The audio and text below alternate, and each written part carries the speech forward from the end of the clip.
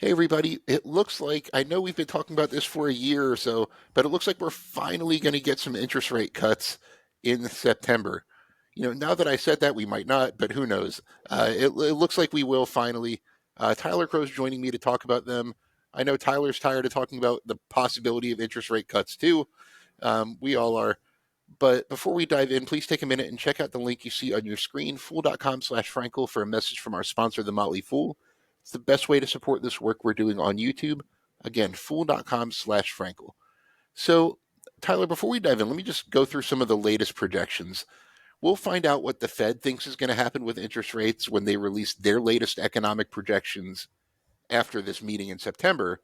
Um, they release projections every other meeting, so we haven't seen theirs for about 3 months now. And honestly, what they said 3 months ago is kind of outdated based on what the information we know now. So just looking at kind of what the market is pricing in, which take this with a grain of salt. At the beginning of this year, the market was pricing in, I think, 6 interest rate cuts in 2024, and here we are in September, and we've gotten zero. So right now, there's kind of a split between whether we're going to get a full, or I'm sorry, a 25 basis point rate cut in September, or kind of a double rate cut of 50 basis points. It's kind of, people are kind of torn on that. Just for reference, when I say one rate cut, I'm generally talking about 25 basis points or a quarter percentage point. The latest expectation is a total of four rate cuts or 1 percentage point by the end of this year. And although a lot can happen between now and the end of 2025, the latest projection calls for a total of nine rate cuts, or about 2.25 percentage points reduction from where we are now by the end of the year. So let's start with the effects on consumers. Tyler, I know you're sort of kind of in the market for a house right now. Not in a rush, obviously, because mortgage rates are kind of high. So I have to imagine that, from a consumer standpoint, you're kind of cheering the possibility of interest rate cuts. I am, but I feel like it's a double-edged sword though, because one of the thoughts is that if you start to lower interest rates, all of a sudden there's going to be this there's going to be a little bit of a kind of, I guess you could say, like price increase in prices, because all of a sudden people are like, oh well, if the rates are lower, then the actual purchase price is going to get higher. The sort of argument. I don't know if I necessarily believe that. The market has been quite stuck lately, I guess you could say, in terms of housing. There hasn't been a lot of existing home sales. You and I have talked about this a lot with, like, I think new build homes are somewhere like 25 to 30% of total home sales when it's normally like 10. So the market for housing, at least, is a little bit wonky. As far as it's hard to really like gauge exactly how much this is really going to affect us. I was listening to a very interesting conversation with one of the Federal Reserve governors. I can't remember for which region, but he kind of talked about how when you start to make rate cuts, it takes about a year before you really start to see it kind of like work its way through the system, which, I, I think you could take that in 27 different directions on what that could actually mean for rate cuts or whatever. But it's just kind of an idea of, when they make these rate cuts, it's not like we're going to see instant reaction in every single market. It all just kind of like, it ripples through the market in various ways and can take a long time before you actually see it, especially in things like mortgages. It was obviously the sharp increase in rates in 2022, 2023. it was it was a unique event, so it's a little bit harder to gauge whether or not that was you, how that's actually things are going to react. I think what it seems to be, listening to various conversations and other podcasts that have been talking about this a lot, it seems to be that, or it seems to me that it's going to be a rather slow and moderated kind of decline in interest rates. We're not going to see anything aggressive, and that sort of, and because of that, you may not necessarily see it in your day to day. Now, I don't, whether that is going to lead to significant changes in prices, in inflation, I don't know. Again, this is kind of one of those things where it's like in a vacuum, there's like the economic theory on what it should do. And then there's the reality of life, of what is going on around you and how much that's going to, impact it. Because we've been talking about rate cuts, and like the market has been reacting to the possibility of rate cuts for like a year, so much so that it almost seems like by the time rate cuts actually happen, you know, it could already like be priced in, I guess, if you will, for a lack of a better term, that, this will just kind of be like, yeah, this was expected. And so we can't really expect a big change in anything happening, because when things happen as expected, that seems to make sense. It's when, the unexpected happen, when chaos starts to reign.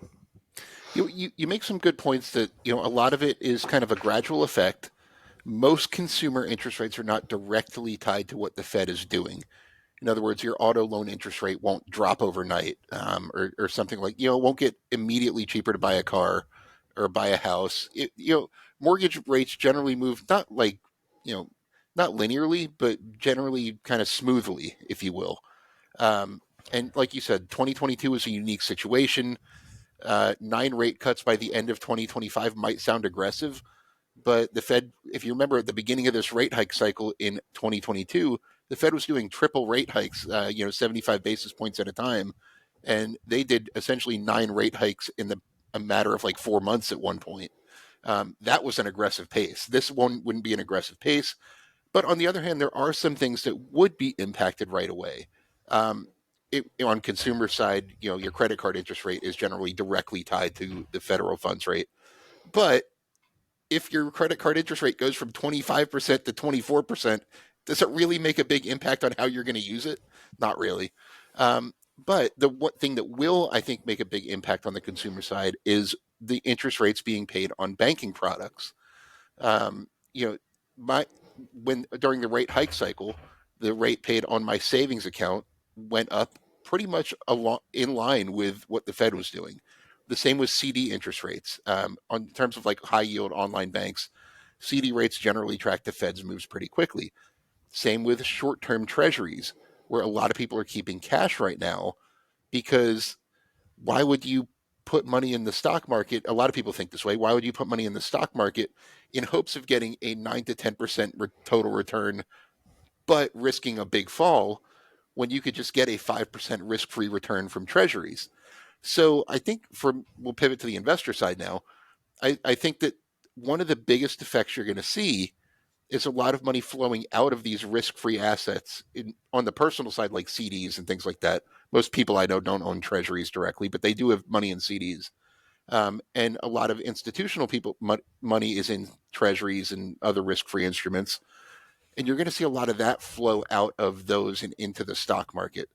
Again, it could be a gradual cut. If my savings account interest rate goes from 4.6 where it is right now to 4.2 after September, is it going to prompt me to immediately pull all that money out and put it in the stock market? No, but it could be a gradual shift over the next year or two, and that could be kind of a rising tide effect for a lot of stocks, especially the more speculative names that people have been avoiding because they can get a great risk-free rate.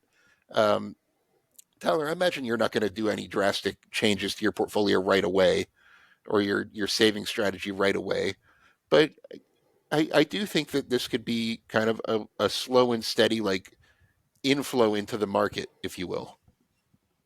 No, I mean, I've been a little heavier on cash than I normally would be in my like brokerage, simply because at 5% money markets, I don't need to react too fast to Hmm. anything, and unless I feel like, there's absolute bargains that I have to be buying at this moment. And so yes, it's probably it will incent me to want to make investments a little bit sooner. But again, like you just said, like if my money market goes from 4.9% to 4.6, yeah, it's not as good, but it's not going to have me unload everything and start buying into the most speculative companies I can find. Maybe that's also just sort of my investing. But, for people who are expecting like wholesale changes over the next like few months, I doubt it. We've been talked, like you said, we were expecting five.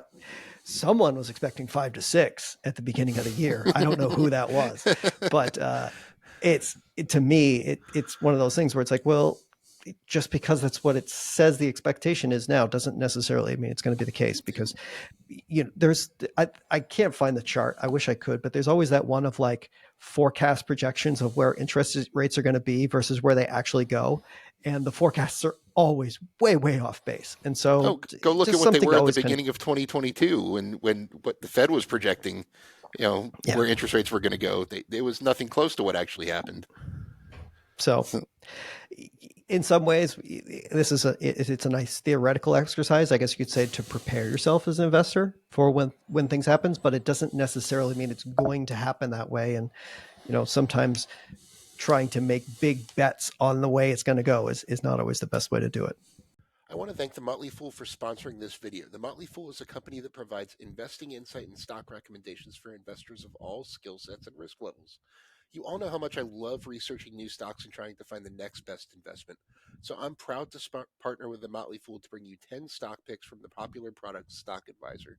Stock Advisor has beaten the market by nearly 5 times. So go to fool.com/Frankel to get your 10 stock picks now.